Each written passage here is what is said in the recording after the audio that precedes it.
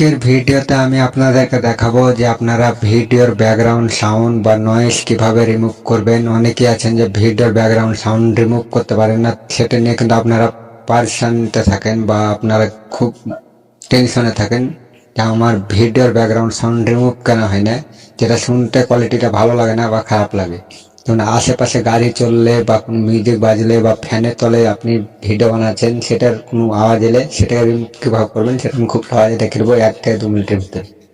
তো তার জন্য আপনাদেরকে একটা অ্যাপ্লিকেশন ডাউনলোড করাবো, প্লে স্টোরে যে আপনারা ডাউনলোড করতে পারেন, নাহলে আমি এটা ডিসক্রিপশন বক্সে দিয়ে দেবো, খুব সহজে ডাউনলোড করবে।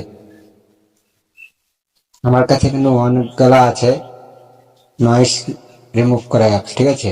এটা একটা, এটা একটা, এটা একটা, ঠিক আছে। তো এই দুটাতে করবেন না গো, ঠিক আছে। আপনারা এটাকে অন করবেন, এটা সবচেয়ে বেস্ট।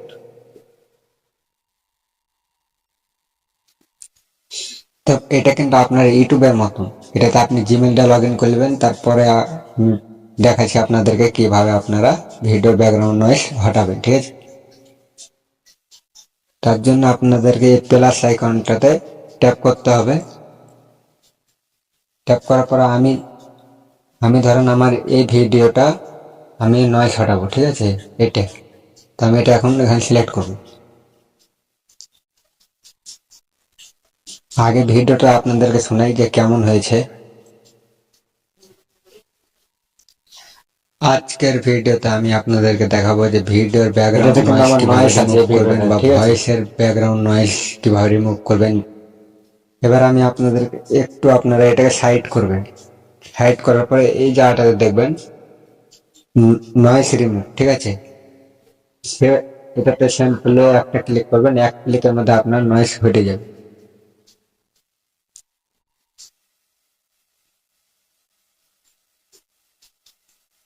আমার কিন্তু নয়েজ হটে গেল, ঠিক আছে। এবার আপনি আরেকবার শুনতে পারেন। এবার কোনো ব্যাকগ্রাউন্ড নয়েজ কিভাবে রিমুভ করবেন, যেমনটা ধরেন আমি এবার কিন্তু পুরো ব্যাকগ্রাউন্ড করছি, আমার বাইরে হয়ে গেছে, ঠিক আছে। ব্যাকগ্রাউন্ড বা সাউন্ড আসবে, নয়েজ আসবে ভিডিওর মধ্যে, সেগুলো কিভাবে রিমুভ করবেন এই ভিডিও। তো আজকের ভিডিও এটুকুনি ছিল। ভালো লাগলে লাইক করবেন আর চ্যানেলটাকে সাবস্ক্রাইব করে পাশে থাকবেন। আর আপনারা কোন ধরনের ভিডিও চান সেটা কমেন্ট করবেন, আমি নিশ্চয়ই আপনাদেরকে হেল্প করার চেষ্টা করব। এবার কথা যে আপনারা ডাউনলোড কিভাবে করবেন, এখানটা রিমুভ করার পরে এই যে এখানে দেখতে পাচ্ছেন তীর আইকন, এই জায়গাটাতে ট্যাপ করবেন। এটাতে ট্যাপ করে আপনারা এই জায়গাটাতে মারবেন, ডাউনলোড হয়ে যাবে। তো দেখা হচ্ছে আবার কোনো নতুন ভিডিওতে।